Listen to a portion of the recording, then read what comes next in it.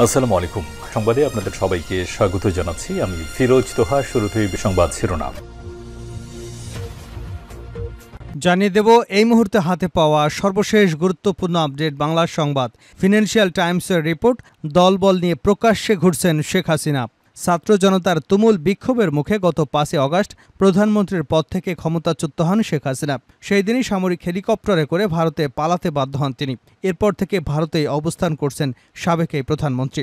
তবে ভারতের কোথায় অবস্থান করছেন শেখ হাসিনা এ সম্পর্কে এখন পর্যন্ত নির্দিষ্ট কোনো তথ্য নেই। তবে ফিনান্সিয়াল সংবাদ মাধ্যমটি বলছে, ভারতের রাজধানী দিল্লিতে মেয়ের সঙ্গেই থাকছেন শেখ হাসিনা। তাকে তার দলবল নিয়ে দিল্লির অন্যতম অভিজাত পার্ক লোদি গার্ডেনে ঘুরতেও দেখা গেছে। এবারে জানাবো AK-47 দিয়ে ছাত্র জনতার উপর গুলি, বাদশা গ্রেপ্তার। বৈষম্য বিরোধী ছাত্র আন্দোলন চলাকালীন চট্টগ্রামের কোতোয়ালি থানা এলাকায় ছাত্র জনতার উপর AK-47 রাইফেল দিয়ে গুলিবর্ষণের অভিযোগে কুখ্যাত সন্ত্রাসী সুলাইমান বাদশাকে গ্রেপ্তার করেছে র্যাপিড অ্যাকশন ব্যাটালিয়ন র্যাব। বুধবার মধ্যরাতে নোয়াখালী থেকে তাকে গ্রেপ্তার করা হয়। জানাবো 100 গ্যাস কূপ খননের উদ্যোগ নেওয়া হয়েছে। গ্যাস উত্তোলনে দেশে আরও 100টি কূপ খননের উদ্যোগ নেওয়া হয়েছে বলে জানিয়েছেন অন্তর্বর্তীকালীন সরকারের বিদ্যুৎ, জ্বালানি ও খনিজ সম্পদ উপদেষ্টা মোহাম্মদ ফাউজুল কবির খান। বৃহস্পতিবার দুপুরে দেশে গ্যাসের মজুদ পরিস্থিতি এবং ভুলায় গ্যাসের সন্ধান নিয়ে অপপ্রচার বিষয় নিয়ে কথা বলার সময় একথা বলেন তিনি। জানিয়ে দেব, এসালম গ্রুপের তথ্য চেয়েছে সিঙ্গাপুরের আর্থিক গোয়েন্দা সংস্থা। বাংলাদেশ ফিনান্সিয়াল ইন্টেলিজেন্সের কাছে এসালম গ্রুপের মালিকদের দেশে বিদেশে থাকা সম্পদের বিস্তারিত তথ্য জানতে চেয়েছে সিঙ্গাপুরের আর্থিক গোয়েন্দা সংস্থা ফিনান্সিয়াল ইন্টেলিজেন্স ইউনিট। জানিয়ে দেব, বাংলাদেশকে আরও $200 কোটি সহায়তা দিতে পারে বিশ্বব্যাংক। চলতি অর্থ বছরে বিশ্বব্যাংক বাংলাদেশকে বাজেট সহায়তায় সব মিলে $200 মিলিয়ন অথবা $200 কোটি সহায়তা দিতে পারে। চলমান প্রকল্পের অর্থ ভিন্ন খাতে নিয়ে যাওয়া হতে পারে, এমন সম্ভাবনাও আছে।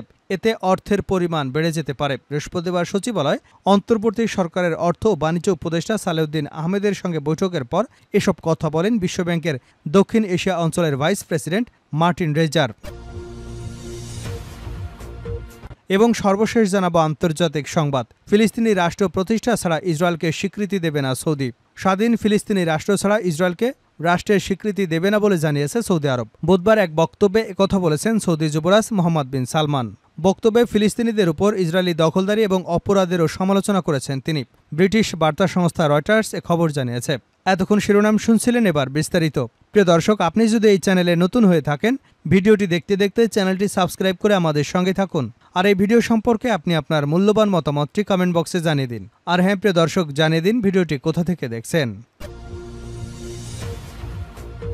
ফিনান্সিয়াল টাইমসের রিপোর্ট, দলবল নিয়ে প্রকাশ্যে ঘুরছেন বাংলাদেশের সাবেক প্রধানমন্ত্রী শেখ হাসিনা। ছাত্র জনতার তুমুল বিক্ষোভের মুখে গত 5 আগস্ট প্রধানমন্ত্রীর পদ থেকে পদচ্যুত হন শেখ হাসিনা। সেই দিনই সামরিক হেলিকপ্টারে করে ভারতে পালাতে বাধ্য হন তিনি। এরপর থেকে ভারতেই অবস্থান করছেন সাবেক এই প্রধানমন্ত্রী। তবে ভারতের কোথায় অবস্থান করছেন শেখ হাসিনা সেই সম্পর্কে এখন পর্যন্ত নির্দিষ্ট কোনো তথ্য নেই কারো কাছেই। এছাড়া এ নিয়ে ভারত সরকারের পক্ষ থেকেও কিছু বলা হচ্ছে না। এমন পরিস্থিতিতে শেখ হাসিনার অবস্থান নিয়ে সংবাদ প্রকাশ করেছে ব্রিটিশ সংবাদ মাধ্যম ফিনান্সিয়াল টাইমস। সংবাদ মাধ্যমটির পক্ষ থেকে বলা হয়েছে, ভারতের রাজধানী দিল্লিতে মেয়ের সঙ্গে থাকছেন শেখ হাসিনা। তাকে তার দলবল নিয়ে দিল্লির অন্যতম অভিজাত পার্কে লোদি গার্ডেনেও ঘুরতে দেখা গেছে। এছাড়া খবরে দাবি করা হয়েছে, শেখ হাসিনা ভারতীয় সরকারের একটি সেফ হাউসে রয়েছেন। তিনি তার মেয়ে সাইমা ওয়াজেদ পুতুলের সঙ্গেই থাকছেন। এদিকে বাংলাদেশের অন্তর্বর্তীকালীন সরকারের আইন, বিচার ও সংসদ বিষয়ক উপদেষ্টা আসিফ নজরুল ফিনান্সিয়াল টাইমসকে বলেছেন, ভারতের সঙ্গে প্রত্যাবর্তন চুক্তি অনুযায়ী আমরা তাকে বাংলাদেশের কাছে প্রত্যাবর্তনের দাবি জানাতে পারি। আমরা আশা করি ভারত তাকে বাংলাদেশে অস্থিতিশীলতা ঘটাতে দেবে না, কারণ তিনি মিথ্যা ও ভুল তথ্য ছড়িয়ে দেওয়ার চেষ্টা করছেন। AK-47 দিয়ে ছাত্র জনতার উপর গুলি, বাদশা গ্রেপ্তার। বৈষম্য বিরোধী ছাত্র আন্দোলন চলাকালীন চট্টগ্রাম কোতোয়ালি থানা এলাকায় ছাত্র জনতার উপর AK-47 রাইফেল দিয়ে গুলিবর্ষণের অভিযোগে কুখ্যাত সন্ত্রাসী সুলাইমান বাদশাকে গ্রেপ্তার করেছে র্যাপিড অ্যাকশন ব্যাটালিয়ন র্যাব। বুধবার মধ্যরাতে নোয়াখালী থেকে তাকে গ্রেপ্তার করা হয়। বৃহস্পতিবার র্যাবের লিগ্যাল অ্যান্ড মিডিয়া উইংয়ের পরিচালক লেফটেন্যান্ট কর্নেল মুনিম ফেরদৌস এ তথ্য নিশ্চিত করেছেন। তিনি বলেন, গত ৪ আগস্ট চট্টগ্রামের কোতোয়ালি থানাধীন এলাকায় বৈষম্য বিরোধী ছাত্র আন্দোলন চলাকালীন ছাত্র জনতার উপর AK-47 সাদৃশ্য রাইফেল দিয়ে গুলিবর্ষণের অভিযোগে কুখ্যাত সন্ত্রাসী সুলাইমান বাদশাকে নোয়াখালী থেকে গ্রেপ্তার করা হয়েছে। এ বিষয়ে পরবর্তী আইনগত ব্যবস্থা প্রক্রিয়াধীন। ১০০ গ্যাসকূপ খননের উদ্যোগ নেওয়া হয়েছে জ্বালানি উপদেষ্টা। গ্যাস উত্তোলনে দেশে আরও ১০০টি কূপ খননের উদ্যোগ নেওয়া হয়েছে বলে জানিয়েছেন অন্তর্বর্তীকালীন সরকারের বিদ্যুৎ, জ্বালানি ও খনিজ সম্পদ উপদেষ্টা মোহাম্মদ ফাউজুল কবির খান। বৃহস্পতিবার দুপুরে দেশে গ্যাস মজুদের পরিস্থিতি এবং ভোলায় গ্যাসের সন্ধান বিষয়ক অপপ্রচারের বিষয় নিয়ে কথা বলার সময় কথা বলেন তিনি। ফাউজুল কবির বলেন, আমরা চাই গ্যাসের যে সম্ভাবনা আছে তা বের করার। এখন থেকে উন্মুক্ত প্রতিযোগিতা ছাড়া কোনো প্রকল্প গ্রহণ করা হবে না এবং টেন্ডার দেওয়া হবে না। অতীতে যে চুক্তি হয়েছে তা পর্যালোচনা করা হবে। প্রতিটি চুক্তিতে ভালো কিছু বিশ্বাসের বিষয় থাকে, কিন্তু কোথাও কোথাও ধোঁকা দেওয়ার বিষয় রয়েছে। তাই 2টি কমিটি করা হয়েছে যা চুক্তিগুলো পর্যালোচনা করবে। লোডশেডিং কয়েকদিন বেড়েছিল, এখন কাটিয়ে উঠেছে। আমদানি করা বিদ্যুৎ বিল পরিশোধের বিষয়ে উপদেষ্টা বলেন, আমদানি করা বিদ্যুৎ বিল সহ বিভিন্ন বিল পরিশোধের জন্য এশিয়ান ডেভেলপমেন্ট ব্যাংকের কাছে $1 বিলিয়ন সহায়তা চাওয়া হয়েছে। বিশ্বব্যাংকের কাছেও $1 বিলিয়ন সহায়তা চাওয়া হবে। ফাউজুল করিম আরও বলেন, চুক্তি বলবৎ থাকায় রেন্টাল পাওয়ার প্ল্যান্ট নিয়ে আপাতত কোনো সিদ্ধান্ত নয়। চাইলেই চুক্তি বাতিল করা যায় না। এ বিষয়ে বিশেষজ্ঞ কমিটি কাজ করছে, তাদের সুপারিশ অনুযায়ী ব্যবস্থা নেওয়া হবে। ভোলায় 5.1 TCF গ্যাস পাওয়ার কথা সঠিক নয় জানিয়ে তিনি বলেন, এখানে 2 TCF গ্যাস মজুদ আছে। এসালম গ্রুপের তথ্য চেয়েছে সিঙ্গাপুরের আর্থিক গোয়েন্দা সংস্থা। বাংলাদেশ ফিনান্সিয়াল ইন্টেলিজেন্স ইউনিটের কাছে এসালম গ্রুপ এবং এর মালিকদের দেশে বিদেশে থাকা সম্পদের বিস্তারিত তথ্য জানতে চেয়েছে সিঙ্গাপুরের আর্থিক গোয়েন্দা সংস্থা ফিনান্সিয়াল ইন্টেলিজেন্স ইউনিট। BFIUর একজন কর্মকর্তা গণমাধ্যমকে জানিয়েছেন, সিঙ্গাপুরের ফিনান্সিয়াল ইন্টেলিজেন্স ইউনিট থেকে সম্প্রতি তাদের সাথে ইমেইলের মাধ্যমে যোগাযোগ করা হয়েছে।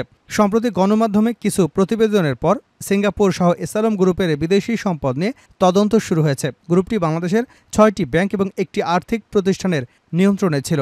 5 আগস্ট শেখ হাসিনার পতনের পর এসব ব্যাংকের নিয়ন্ত্রণ হারায় তারা। এসালমের হাতে থাকা ব্যাংকগুলোর বোর্ড পুনর্গঠন করেছে কেন্দ্রীয় ব্যাংক। তবে এসব ব্যাংক থেকে 1 লাখ কোটি টাকা তুলে নেওয়া হয়েছে বলে জানা গেছে। BFIU কর্মকর্তা বলেন, আমরা এসালম গ্রুপ এবং এর মালিকদের সম্পর্কে বিস্তারিত তথ্য প্রস্তুত করছি। সে তথ্য সিঙ্গাপুরের ফিনান্সিয়াল ইন্টেলিজেন্স ইউনিটের কাছে পাঠানোর প্রস্তুতি নেওয়া হচ্ছে। বাংলাদেশকে $200 কোটি দিতে পারে বিশ্বব্যাংক। চলতি অর্থ বছরে বিশ্বব্যাংক বাংলাদেশকে বাজেট সহায়তা সহ সব মিলে $2 বিলিয়ন অথবা $200 কোটি সহায়তা দিতে পারে। চলমান প্রকল্পের অর্থ ভিন্ন খাতে নিয়ে যাওয়া হতে পারে এমন সম্ভাবনাও আছে। এতে অর্থের পরিমাণ বেড়ে যেতে পারে। বৃহস্পতিবার সচিবালয়ে অন্তর্বর্তীকালীন সরকারের অর্থ ও বাণিজ্য উপদেষ্টা সালেউদ্দিন আহমেদের সঙ্গে বৈঠকের পর এসব কথা বলেন বিশ্বব্যাংকের দক্ষিণ এশিয়া অঞ্চলের ভাইস প্রেসিডেন্ট মার্টিন রেজার বলেন, উপদেষ্টাদের সঙ্গে কাঠামোগত সংস্কার, ব্যাংকিং খাতের সংস্কার নিয়ে কথা হয়েছে। বিশ্বব্যাংক বাংলাদেশের অন্তর্বর্তী সরকারকে এসব কাজে সহায়তা করবে। তিনি আরও বলেন, বিশ্বব্যাংক বাংলাদেশের দীর্ঘদিনের অংশীদার। এই অঞ্চলে বাংলাদেশ বিশ্বব্যাংকের সবচেয়ে বড় এবং ঘনিষ্ঠ অংশীদার। আমরা এই অংশীদারিত্ব অব্যাহত রাখতে চাই। সহায়তা প্রসঙ্গে মার্টিন রেজার বলেন, দেখুন, এসব বিষয়ে চূড়ান্ত সিদ্ধান্ত হয় পর্ষদ থেকে। তাদের পক্ষ থেকে আমাদের পক্ষে অঙ্গীকার করা সম্ভব নয়। আমি অঙ্গীকার করলে তা বিষয়টি ভালোভাবে নেবেন না। তিনি আরও বলেন, চলতি অর্থ বছরের জন্য $2 বিলিয়ন বা $200 কোটি সহায়তা দেওয়ার বিষয়টি খতিয়ে দেখা যাচ্ছে। এর মধ্যে কিছু দেওয়া হবে বাজেট সহায়তা হিসেবে, বাকিটা দেওয়া হবে বিভিন্ন গুরুত্বপূর্ণ প্রকল্পে, যেমন স্বাস্থ্য, জ্বালানি খাত। এছাড়া বাংলাদেশের সরকারি চাহিদা অনুযায়ী আরও প্রকল্পে সহায়তা দেওয়া হবে। ফিলিস্তিন রাষ্ট্র প্রতিষ্ঠা ছাড়া ইসরায়েলকে স্বীকৃতি দেবে না সৌদি আরব। স্বাধীন ফিলিস্তিনি রাষ্ট্র ছাড়া ইসরায়েলকে রাষ্ট্রের স্বীকৃতি দেবে না বলে জানিয়েছে সৌদি আরব। বুধবার এক বক্তব্যে একথা বলেছেন সৌদি যুবরাজ মোহাম্মদ বিন সালমান। বক্তব্যে ফিলিস্তিনিদের উপর ইসরায়েলি দখলদারি এবং অপরাধেরও সমালোচনা করেছেন তিনি। ব্রিটিশ বার্তা সংস্থা রয়টার্স এ খবর জানিয়েছে। সালমান বলেছেন, পূর্ব জেরুজালেমকে রাজধানী করে একটি স্বাধীন ফিলিস্তিনি রাষ্ট্র প্রতিষ্ঠা করতে চায় সৌদি আরব। এই লক্ষ্য পুরো না হওয়া পর্যন্ত আমরা অক্লান্ত প্রচেষ্টা চালিয়ে যাব। আর আমরা অঙ্গীকার করছি যে ফিলিস্তিন রাষ্ট্র ছাড়া ইসরায়েলের সঙ্গে কোনো কূটনৈতিক সম্পর্ক স্থাপন করা হবে না। শুরা কাউন্সিলে দেওয়া ভাষণে এই বক্তব্য করেন যুবরাজ। বাদশাহ সালমানের পক্ষ থেকে বার্ষিক এই বক্তব্য প্রদান করেন তিনি। ভাষণের আগে যুবরাজের সামনে শপথ গ্রহণ করেছেন শুরা কাউন্সিলের সদস্যরা। নাম প্রকাশে অনিচ্ছুক 2টি সূত্র জানিয়েছে, তেল আবিবের সঙ্গে রিয়াদের স্বাভাবিক সম্পর্ক স্থাপনে ওয়াশিংটনের প্রচেষ্টাকে উপেক্ষা করা হচ্ছে। এর নেপথ্যে রয়েছে গত অক্টোবর থেকে শুরু হওয়া ইসরায়েলি আগ্রাসন। যুবরাজের শেষ বক্তব্য থেকে ধারণা করা যায় ইসরায়েলি আগ্রাসনের অবসান না হওয়া পর্যন্ত মার্কিন প্রচেষ্টার ধোপে টিকবে না। গাজা যুদ্ধ শুরুর কয়েক সপ্তাহ আগে যুবরাজ সালমান জানিয়েছিলেন ইসরায়েল সৌদি একটা চুক্তির সন্নিকটে আছে।